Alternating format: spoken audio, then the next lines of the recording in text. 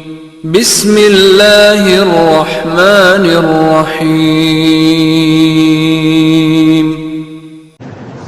اعوذ باللہ من الشیطان الرجیم بسم اللہ الرحمن الرحیم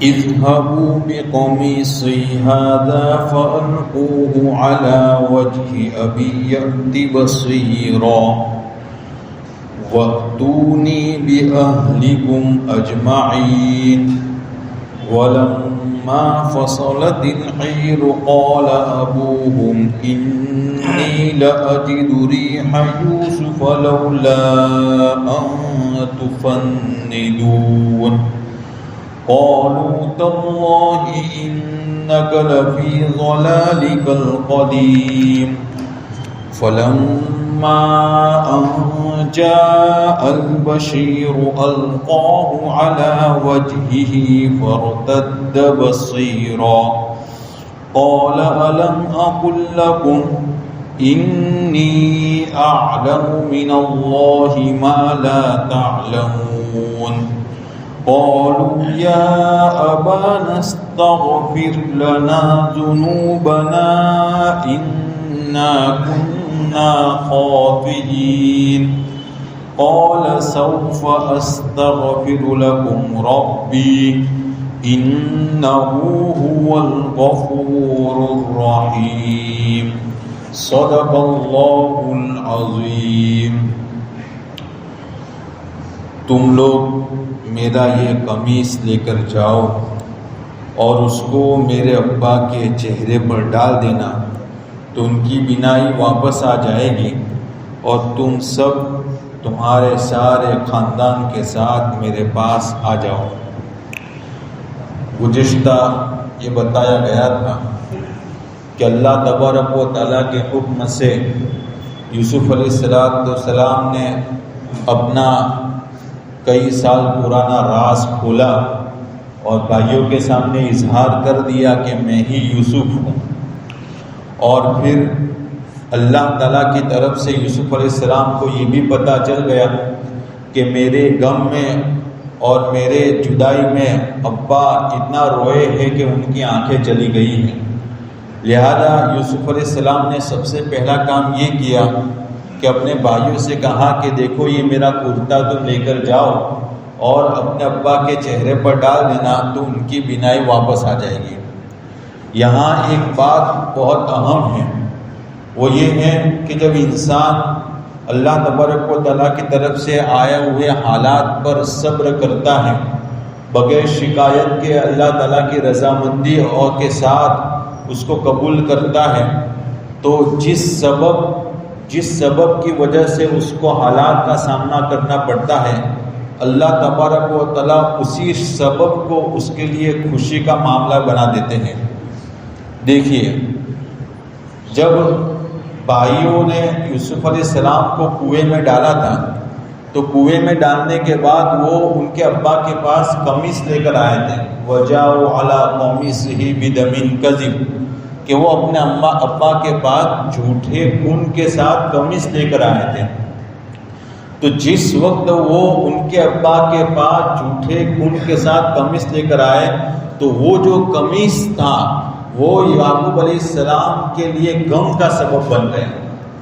وہ قمیص کو دیکھ کر یعقوب علیہ السلام غم میں مبتلا ہو گئے، لیکن انہوں نے اللہ تبارک و تعالیٰ پر بھروسہ کیا اور اللہ کی رضامندی حاصل کرتے ہوئے صبر کیا، تو آج یہی قمیص جو ہے وہ ان کے لیے خوشی کا سبب بن رہا ہے۔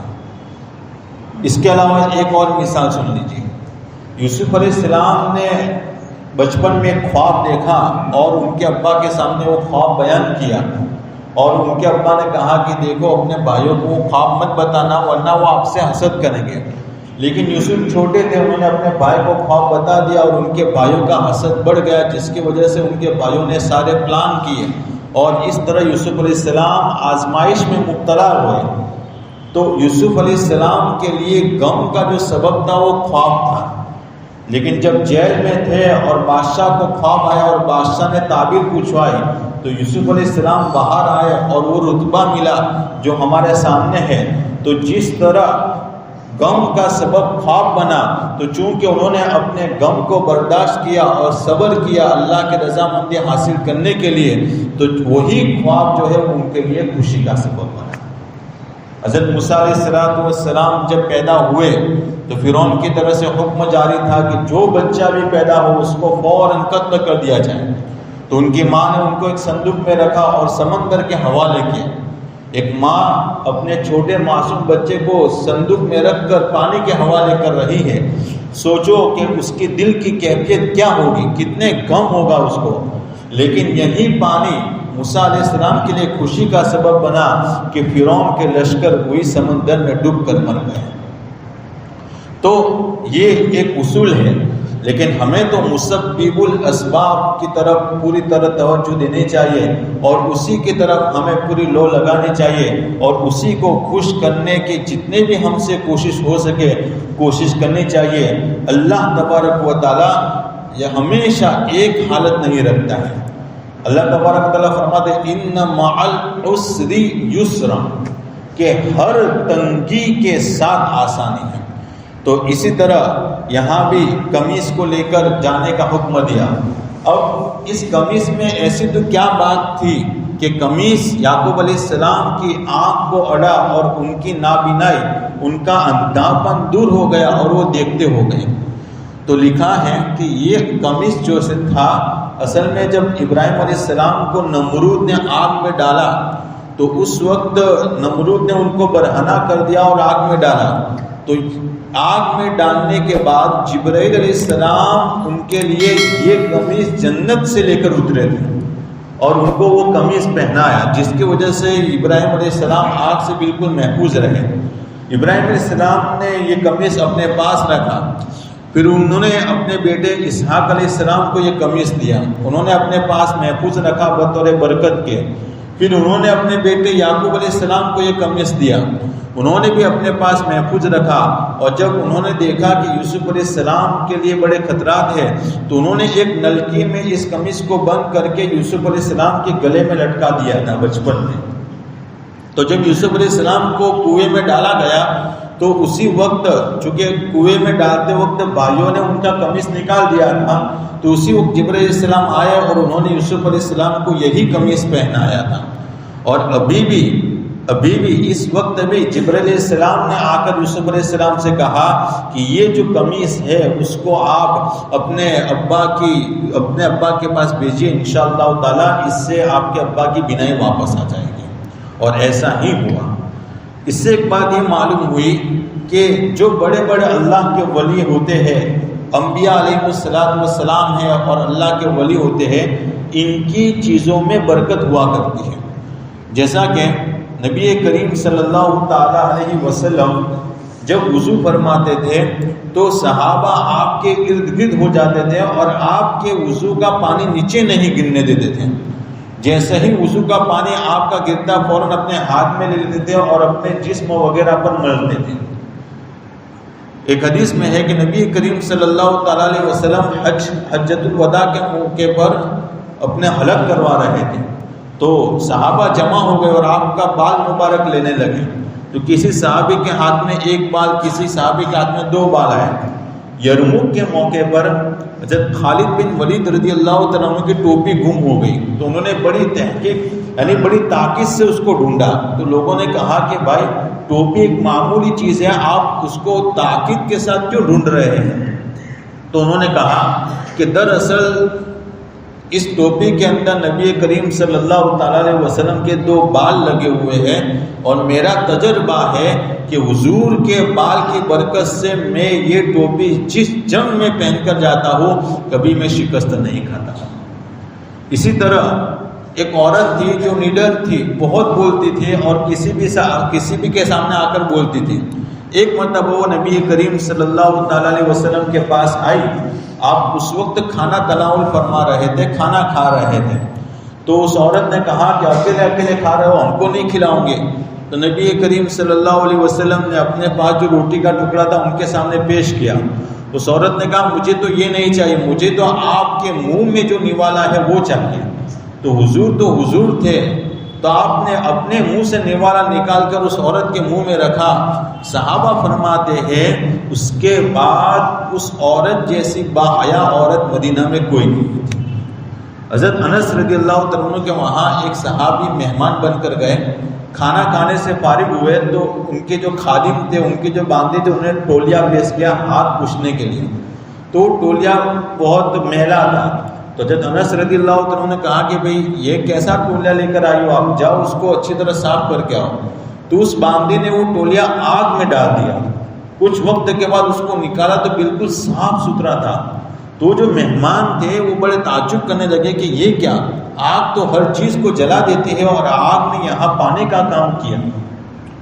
تو حضرت انس رضی اللہ تعالیٰ نے فرمایا کہ ایک مرتبہ حضور میرے گھر تشریف لائے اور آپ نے بھی کھانا کھایا، تو میں نے آپ کے کھانے کے بعد آپ کے ہاتھ پوچھنے کے لیے یہی تولیہ پیش کیا۔ آپ نے اپنے ہاتھ مبارک اس تولیے سے پوچھے اور اس کے بعد یہ تولیہ ہمارے پاس ہے، ہم اس کو ہمیشہ اسی طرح صاف کرتے ہیں۔ چونکہ اس تولیے پر حضور کا ہاتھ لگ گیا ہے، لہذا اس کو نہ دنیا کی آگ جلا سکتی ہے نہ جہنم کی آگ جلا سکتی ہے۔ ایسے کئی سارے واقعات احادیث میں ہیں کہ نبی کریم صلی اللہ تعالیٰ علیہ وسلم کا ہاتھ لگا ہوا، آپ صلی اللہ علیہ وسلم کا چھوا ہوا پانی کئی بیماروں کے لیے شفا تھا۔ تو خلاصہ کلام یہ ہے کہ جو انبیاء علیہ السلام کے تبرکات ہوتے ہیں اس میں اللہ تعالیٰ برکت ڈالتے ہیں، جیسا کہ یہاں یوسف علیہ السلام کے بدن سے لگا ہوا قمیص جو تھا اس نے ایسی برکت رکھی اللہ تعالیٰ نے، اور ایسا معجزہ بتایا کہ اس سے یعقوب علیہ السلام کی بینائی واپس آ گئی۔ فرمایا تم میرا یہ قمیص لے جاؤ اور اس کو اپنے ابا کے چہرے پر ڈال دینا، ان کی بینائی لوٹ آئے گی، اور تم میرے پاس تمہارے سارے خاندان کو لے کر آنا۔ سارے خاندان کو لے کر آنا۔ اس وقت چونکہ بھائی بڑے ہو گئے تھے، ان کی شادیاں ہو گئی تھی اور ان کے بھی لڑکے ہو گئے تھے، تو کسی تفسیر میں میں نے پڑھا ہوا دیکھا کہ تقریباً اس وقت خاندان میں تقریباً 70 یا 80 یا 90 لوگ تھے۔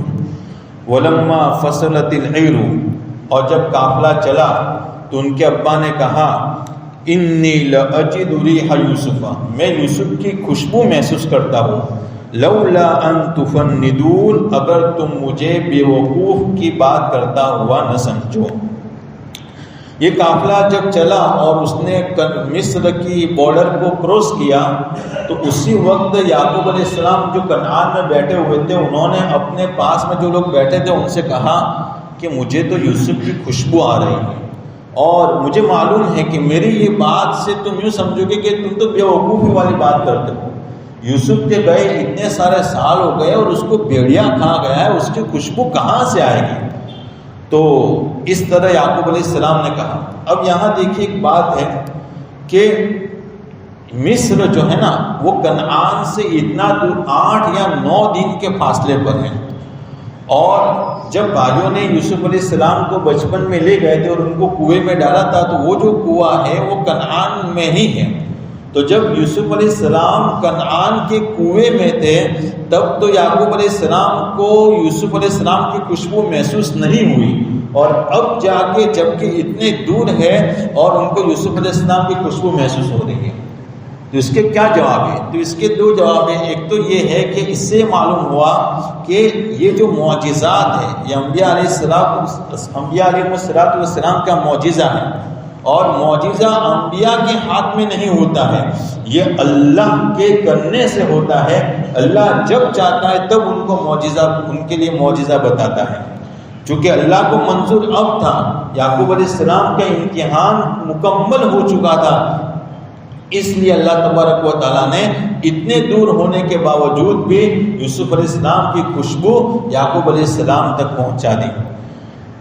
لہذا وہ جو لوگ تھے، جو بھائی تھے، یا یوسف علیہ السلام نے جب کہا کہ میرا یہ قمیص لے کر جاؤ، تو سب بھائی میں سے جو بڑا بھائی تھا جو یہودا تھا اس نے کہا کہ میں یہ قمیص ابا کے پاس لے کر جاؤں گا، اس لیے کہ جب آپ کو ہم نے کنویں میں ڈالا تھا تو اس وقت آپ کا جھوٹے خون والا قمیص بھی میں لے کر گیا تھا، تو لہذا اس وقت غم کا قمیص میں لے کر گیا تھا، تو اب خوشی کا قمیص بھی میں لے کر جاؤں گا تاکہ مکمل ہو جاوے، اور اس وقت جو ابا کو غم دیا تھا اس کا بدلہ ہو جاوے۔ لہذا یہ لوگ قمیص لے کر پہنچے۔ قالوا تاللہ انک لفی ضلالک القدیم، یعقوب علیہ السلام نے جب کہا کہ میں یوسف کی خوشبو محسوس کرتا ہوں، تو لوگوں نے کہا، یعنی اس وقت جو مصر کنعان میں جو لوگ تھے انہوں نے کہا اللہ کی قسم بے شک آپ تو اپنے پرانے خیالات میں سے ہیں۔ فلما ان جاء البشیر، پھر جب خوشخبری دینے والا آیا، القاہ علی وجہہ، اور اس نے اس قمیص کو یعقوب علیہ السلام کے چہرے پر ڈالا، فرتد بصیرہ، تو ان کی بینائی لوٹ آئی۔ جب خوشخبری دینے والا آیا اور اس نے کہا پورا واقعہ سنایا، تو واقعہ سنانے کے بعد یعقوب علیہ السلام نے کہا کہ بھئی یوسف کا کیا حال ہے؟ تو اس نے کہا کہ یوسف تو بادشاہ ہے۔ پھر یعقوب علیہ السلام نے کہا کہ یوسف کا کیا حال ہے؟ اس نے دوسری مرتبہ وہی جواب دیا۔ تیسری مرتبہ یعقوب علیہ السلام نے یہ سوال کیا، اس نے تیسری مرتبہ وہ جواب دیا۔ یعقوب علیہ السلام نے کہا میرے پوچھنے کا منشا یہ ہے کہ وہ عمل اور عقائد کے اعتبار سے کیسا ہے؟ تو انہوں نے کہا کہ وہ مسلمان ہے اور اسلام پر ہے۔ یعقوب علیہ السلام نے اس وقت کہا الحمدللہ الآن تمت النعمہ، کہ اللہ کا شکر ہے کہ اب نعمت مکمل ہوئی۔ دیکھیے جو انبیاء کرام علیہ السلام ہوتے ہیں انہوں نے ہمارے لیے ایک بہت بڑا سبق چھوڑا ہے کہ ہم ہمارے بچوں کی بڑی ڈگریاں دیکھ کر اور ان کی دنیاوی فیلڈ میں آگے بڑھتا ہوا دیکھ کر بڑے خوش ہو جاتے ہیں اور خوشی سے نہیں سماتے ہیں، اور ان کے جو اعمال ہوتے ہیں، شرعی اعمال ہوتے ہیں، اس کی طرف ہماری نگاہ بالکل نہیں جاتی ہے۔ تو یہ بڑا سبق ہے ان کے لیے۔ اور یعقوب علیہ السلام کو یہ فکر نہیں تھی کہ میرا بیٹا بادشاہ ہو کہ کچھ بھی ہو، ان کو اصل یہ تھا کہ وہ دین اسلام پر تو ہے نا۔ اسی لیے انہوں نے اپنی وفات کے وقت کہا تھا ما تعبدون من بعدی، تم میرے بعد کس کی عبادت کریں گے؟ تو ہمارے لیے بڑا المیہ دیکھا جاتا ہے عموماً، مجھے معاف فرمائے، کہ باپ جو ہوتا ہے بڑا دیندار قسم کا ہوتا ہے، 5 وقت کا نمازی ہوتا ہے، اور انہی کے گھروں میں کچھ بیٹے ایسے ہوتے ہیں جو بہت اچھا کماتے ہیں، حلال کماتے ہیں، لیکن نمازوں کے متعلق جب دیکھتے ہیں تو بالکل سست ہوتے ہیں، نماز ہی نہیں ہوتی۔ اور باپ جو ہے وہ مطمئن ہے کہ ہاں میرا بیٹا ہر مہینے اتنا کما کر مجھے دیتا ہے، تو کیا تمہارا بیٹا تم کو اتنا کما کر دیتا ہے تو یہ تمہارے بیٹے کی طرف سے تمہارا حق ادا ہو گیا اور تمہاری طرف سے تمہارے بیٹے کا حق ادا ہو گیا؟ ہرگز نہیں۔ فکر اس بات کی کرے کہ میرے بیٹے جو اعمال ہے، جو فرائض ہے، ان پر پوری طریقے سے کاربند رہے اور حقیقت میں مسلمان بن کر رہے۔ تو یعقوب علیہ السلام نے یہی کہا۔ پھر انہوں نے کہا کہ میں نے تم سے نہیں کہا تھا کہ میں اللہ کی طرف سے وہ جانتا ہوں جو تم نہیں جانتے ہو، یعنی میں نے یعقوب علیہ السلام نے کہا میں نے کہا تھا کہ مجھے یوسف کی خوشبو آ رہی اور مجھے یقین تھا کہ اللہ تبارک و تعالیٰ یوسف کو زندہ رکھے گا، تو یہی اسی بات کی طرف اشارہ کرتے ہوا کہا کہ میں نے تم سے نہیں کہا تھا کہ میں اللہ کی طرف سے وہ جانتا ہوں جو تم نہیں جانتے ہو۔ چونکہ ایک سنت ہے کہ جب کوئی آدمی کسی آدمی کو خوشخبری دینے کے لیے آئے تو جس کو خوشخبری دی جاتی ہے اس کو چاہیے کہ وہ اس آدمی کو جو خوشخبری دینے والا ہے اس کو کچھ ہدیہ دے۔ تو اس وقت جب کہ خوشخبری دینے والا یعقوب علیہ السلام کے پاس آیا تو یعقوب علیہ السلام نے کہا کہ آپ نے مجھے بہت بڑی بشارت سنائی ہے، اس سے بڑھ کر خوشخبری ہو ہی نہیں سکتی ہے، لیکن میرے گھر میں 7 دن سے آگ نہیں جلی ہے اور روٹی کھانے کو نہیں ہے، لہٰذا میرے پاس کچھ بھی نہیں جو میں آپ کو دے سکوں، لیکن میں ایک دعا آپ کو دیتا ہوں، ہو سکے کہ میری دعا آپ کے حق میں قبول ہو جائے، اور یہ دعا یہ ہے کہ اللہ تعالیٰ آپ کو موت کے سکرات اور موت کی سختی سے بچائے گا، اور ان کی یہ دعا قبول ہوئی۔ حضرت کعب بن مالک رضی اللہ تعالیٰ عنہ جب غزوہ تبوک میں نہیں جا سکے کسی وجہ سے، تو جب حضرت نبی کریم صلی اللہ علیہ وسلم واپس تشریف لائے تو جب کعب بن مالک رضی اللہ تعالیٰ عنہ کی پیشی ہوئی، فرمایا کہ آپ کیوں نہیں آئے تھے؟ تو وہ جواب نہیں دے سکے، تو اللہ کے نبی صلی اللہ علیہ وسلم نے ان کو منقطع کر دیا، سب سے الگ کر دیا، تو وہ اللہ کے سامنے روئے اور اللہ تعالیٰ کو ان پر رحم آیا اور ان کے بارے میں وہی نازل ہوئی۔ تو جب وہی نازل ہوئی تو حضور نے ایک آدمی کو بھیجا کہ جاؤ کعب بن مالک رضی اللہ عنہ کو خوشخبری سنا دو کہ ان کے بارے میں اللہ تعالیٰ نے وہی نازل فرمائی ہے۔ تو جب وہ شخص آیا تو انہوں نے اپنا کرتا اتار کر اس کو دے دیا کہ لے جائیے، چونکہ آپ نے مجھے خوشخبری سنائی ہے اور یہ سنت ہے کہ جب خوشخبری سنانے والا خوشخبری سنائے تو اس کو ہدیہ دینا چاہیے۔ قولوا، بیٹوں نے کہا یا ابانا، اے ہمارے ابا، استغفر لنا، ہمارے لیے مغفرت طلب کیجیے ہمارے گناہوں کی، انا کنا خاطئین، یقیناً ہم گنہگار تھے۔ بیٹوں نے کہا کہ ابا یقیناً ہم سے بڑا گناہ ہوا ہے، ہم نے بہت بڑا گناہ کیا ہے، آپ ہمارے لیے مغفرت طلب کیجیے۔ تو یقیناً ہم خطا کار ہیں۔ دیکھیے انہوں نے اپنے گناہ کا اعتراف کیا۔ نبی کریم صلی اللہ تعالیٰ علیہ وسلم نے فرمایا کہ ہر ایک کو چاہیے کہ وہ اگر کسی کا حق کے مالی اس پر باقی ہے یا کسی کو اس نے کسی طرح کی تکلیف دی ہے تو اس کو چاہیے کہ وہ اس کو آج ہی معاف کرا لے، قبل اس کے کہ وہ دن آوے جس دن نہ درہم کام آئیں گے نہ دینار کام آئیں گے۔ اگر اس نے معاف نہیں کرایا تو جو مظلوم ہے اس کے حق میں، جو ظالم ہے اس کی نیکیاں مظلوم کو دی جائے گی، اور اگر اسی نیکیوں سے حساب پورا نہیں ہوگا تو مظلوم کے گناہوں کو ظالم کے سر پر تھوپا جائے گا۔ اس لیے ہر ایک کو چاہیے کہ اگر کسی سے کسی طرح کی کوئی حق طلبی ہوئی ہو تو اس کو چاہیے کہ وہ معاف کرا دے قبل اس کے قیامت آ جاوے۔ تو کہا کہ ہم گنہگار ہیں۔ یعقوب علیہ السلام نے کہا ان قریب میں تمہارے لیے میرے رب سے مغفرت طلب کروں گا، بے شک وہ بخشنے والا رحم کرنے والا ہے۔ یعقوب علیہ السلام نے استغفار کو موقوف رکھا کہ ابھی تو میں مغفرت طلب نہیں کروں گا، ان قریب رکھوں گا۔ وہ مغفرت کرنے کو موقوف رکھنے کی وجہ انشاءاللہ تعالی آئندہ بیان کی جائے گی۔